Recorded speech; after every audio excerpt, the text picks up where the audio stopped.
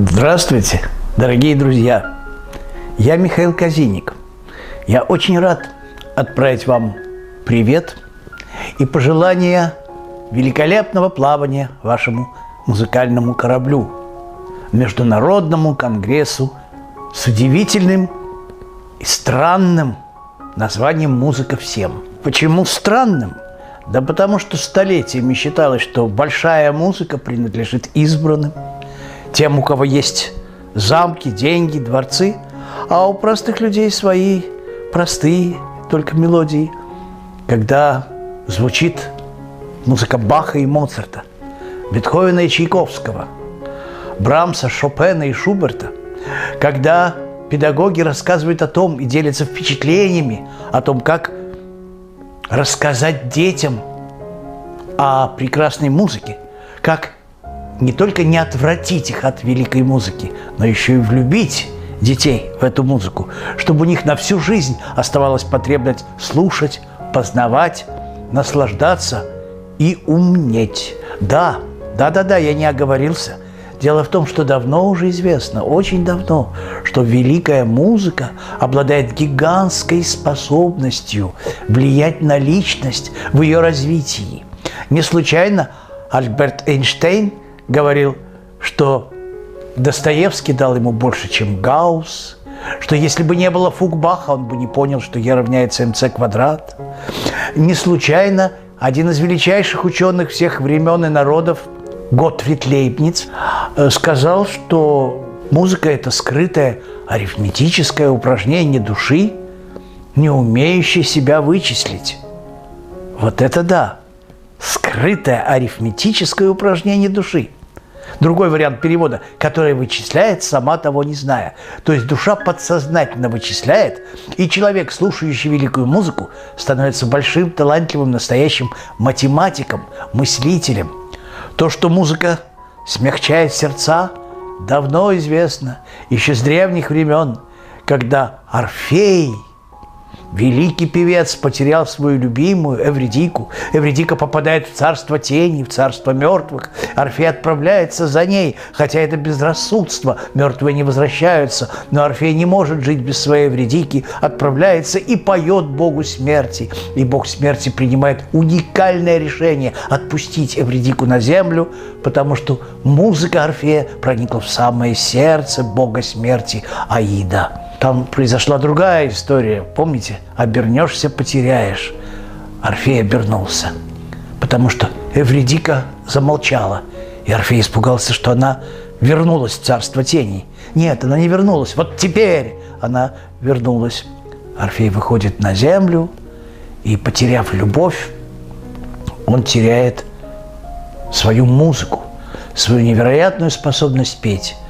Он мог петь только грустные песни. Вся история человечества – это история взаимоотношений и развития человека и его музыки. Нет никакого сомнения в том, что все музыкальные формы, будь то соната, симфония, песня, будь то любое произведение, оратория, они все рассчитаны и выстроены на огромных тайных знаниях, знаниях математических, оркестровых и архитектурных. Потому что музыка – это великая живая архитектура. И когда Микеланджело говорит, хорошая живопись – это музыка, это мелодия, то он знал, что он говорил. Действительно, с чем можно сравнить живопись? Только с высшим достижением в искусстве, с музыкой.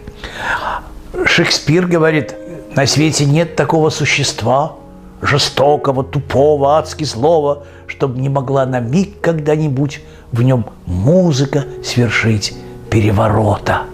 Вот какие чудеса говорили о музыке. И поэтому те школы, те университеты, те объединения, которые поймут, что воспитание музыкой – это не воспитание музыканта, а что это прежде всего воспитание личности, человека, способного глубоко и многогранно думать. И с такими людьми всегда интереснее. Такие люди открывают невероятные глубины знаний и чувствования. Я очень рад, что в республике Саха под руководством первого президента Михаила Ефимовича Николаева продолжается традиция этих замечательных музыкальных форумов. И когда в этом мире будет звучать музыка, прекрасная музыка, и учителя и ученики, взрослые, старые и молодые будут слушать музыку, думать, чувствовать, это величайшая борьба в этом мире, в этой крохотной планетке, где люди, держась за музыку как высшую красоту, как эталон красоты, построят прекрасное, доброе, мирное человеческое общество. Да будет так. Я призываю вас к тому, чтобы каждый день, каждый час, каждая минута была наполнена музыкой, мыслями о ней, размышлениями о ней. Я помню, когда я приезжал в 2015 году к вам на вот эту международную конференцию, конгресс, я просто все время ходил, окруженный сотнями людей. После выступлений люди приходили, подходили и часами беседовали, задавали вопросы, спрашивали. Я практически не спал. И я был рад, потому что каждая минута жизни должна быть на учете. А я приглашаю вас, поскольку в этот раз я не могу приехать к вам, приглашаю вас на свой YouTube-канал Михаил Казиник. Там столько музыки, столько о музыке, столько настроек и чуда. Я обнимаю вас музыкой. Ваш Михаил Казиник.